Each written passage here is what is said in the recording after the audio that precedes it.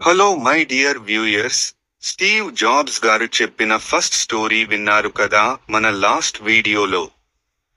ఈ వీడియోలో ఆయన గారి రెండో స్టోరీ ఏంటో అది కూడా తెలుసుకుందాం. మరి మీరందరూ రెడీయేనా? ఈయన తన 3 కథల్ని ఎక్కడ ఎవరికి చెప్పారో తెలుసుగా. స్టాన్ఫోర్డ్ యూనివర్సిటీలో స్టూడెంట్స్ కి కమెన్స్మెంట్ ప్రోగ్రామ్ లో ఇచ్చారు ఈ స్పీచ్.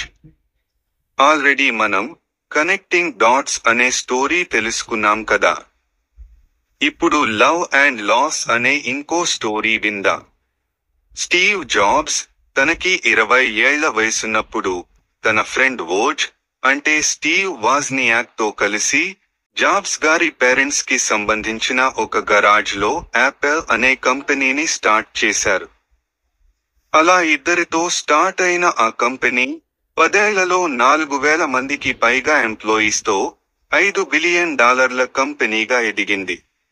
ఆ తర్వాత అప్పటి వరకు బాగానే ఉంది.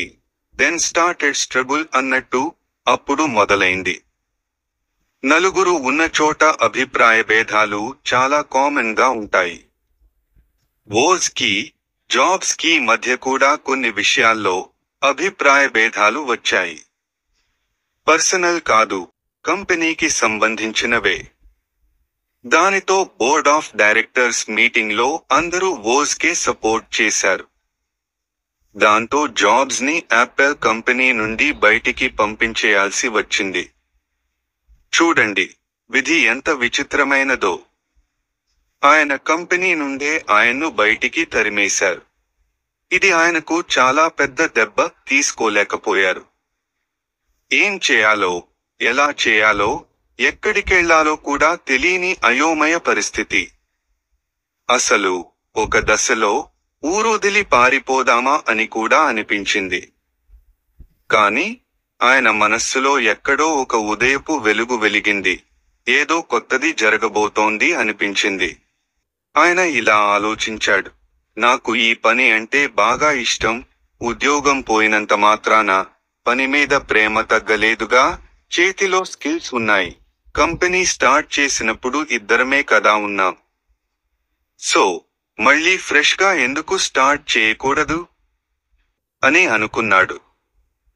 స్టార్ట్ చేసేస్తే పోలా అని డిసైడ్ చేసేసుకున్నాడు. నెక్స్ట్ 5 ఇయర్స్ లో 2 కంపెనీలు స్టార్ట్ చేసేశాడు. ఒకటి నెక్స్ట్, ఇంకోటి పిక్సార్ అనే యానిమేషన్ స్టూడియో. యాపిల్ నుండి బయటకు వచ్చేయడం తన లైఫ్ లో అతిపెద్ద టర్నింగ్ పాయింట్ లాంటి సంఘటన అని అనుకున్నాడు. ఆ కొన్నాళ్లకి నెక్స్ట్ ని యాపిల్ కి అమ్మేసి మళ్లీ యాపిల్ లోకి అడుగుపెట్టాడు. యాపిల్ నుండి బయటికొచ్చేయడం వల్లే ఇదంతా జరిగింది. ఒక్కోసారి మెడిసిన్ చేదుగా ఉన్నా కూడా రోగాన్ని తగ్గించుకోవాలంటే వాడక తప్పదు. అంతా మన మంచికే అనుకున్నాడు. ప్రతి మనిషికి జీవితంలో ఎన్నో ఎదురుదెబ్బలు తగులుతూ ఉంటాయి. బట్ నమ్మకాన్ని, ఆశల్ని వదలకూడదు. మీకు ఏది ఇష్టమో అది చేయండి. మీకు ఏది ఇష్టమో తెలుసుకోండి. మీకు నచ్చింది దొరికే వరకు వెతుకుతూనే ఉండండి. ఎక్కడా సెటిల్ అవ్వొద్దు. ఇదండి స్టీవ్ జాబ్స్ గారి రెండో స్టోరీ. ఇన్స్పైరింగ్ గా ఉంది కదా. Yes, it's very motivational. ఇంకో స్టోరీ ఉంది. దాన్ని మన నెక్స్ట్ వీడియోలో చూసి తెలుసుకుందాం. సరేనా? ఇప్పటి వరకు ఈ వీడియోని స్కిప్ చేయకుండా చూసినందుకు థ్యాంక్ యూ వెరీ మచ్. దీనికి సంబంధించి మీకేమన్నా డౌట్స్, సజెషన్స్ ఉంటే కమెంట్స్ రూపంలో చెప్పండి. వీడియో మీకు నచ్చితే లైక్ చేయండి. మరికొంతమందికి షేర్ చేయండి. వాళ్ళకి కూడా యూజ్ అవుతుంది. అండ్ మరిన్ని వీడియోస్ కోసం సబ్స్క్రైబ్ చేయండి. ఇంకో టాపిక్ తో ఇంకో వీడియోలో కలుద్దాం. Have a nice time. All the best, and bye.